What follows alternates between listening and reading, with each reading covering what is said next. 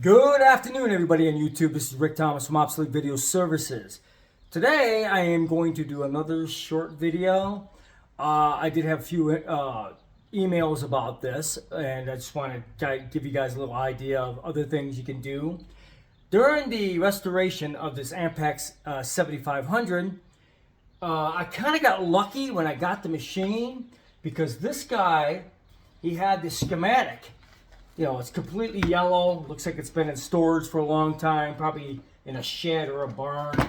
But the beautiful thing about it is, it shows me the schematic of each circuit board.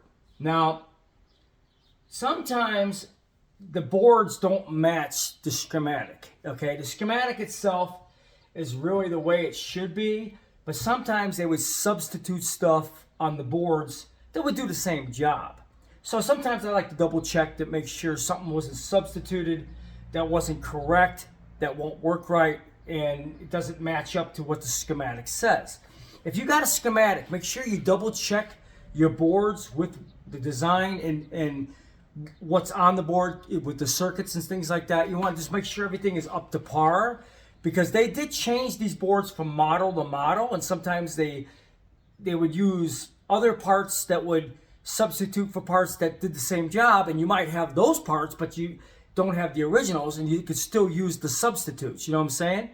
There's lots of times you can substitute parts and you might have them in your parts bin and not realize you can use them because you don't have the schematic showing you that you actually can substitute it with that part. Okay, like for instance, on a lot of the transistors on these boards, you don't have to go with the same transistor. If you look up the transistor, like I get a lot of transistors from NTE.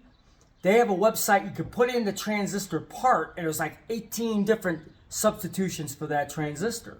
So keep in mind, there's always substitutes if you want to repair these boards, that if you have the schematic, it'll tell you about substitutes that you may not be aware of, and you could change them and still do the same job. You don't have to have the exact part that the circuit board shows you on the schematic.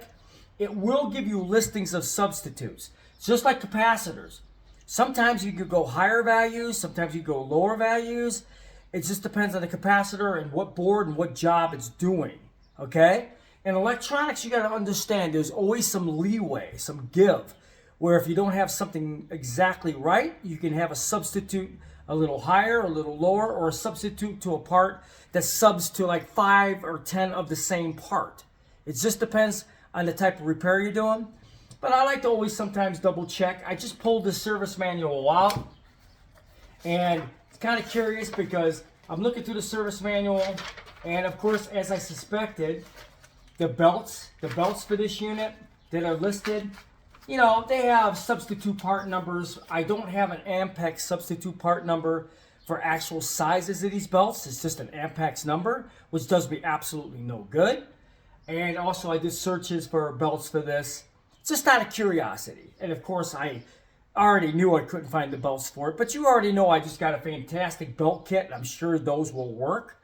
But whenever you're working on vintage electronics like this, folks, since they're so old and you do need parts, this, you know, the service manual does have, you know, it helps out a lot for substitutions, part numbers. You can look up part numbers here and go on eBay and type in those part numbers. You might get lucky and find what you're looking for. Service manuals also, they help out a lot. In this case, I happen to get lucky because the guy gave me the service manual with the other machine, which is the same as this machine. So if I have any questions or want to look for substitutes or have a part number, I can look on here and maybe get lucky and get something off eBay or whatever. Service manuals, they do come in handy quite a bit when you're doing repairs on these, but in general, if you're just recapping a unit, you really don't need the service manual because you can copy the caps off the board. But in most general cases, when you're trying to substitute something, or there's a part you're not too sure that you might work and you want to know, the service manual does come in handy. So I hope you guys enjoyed this video.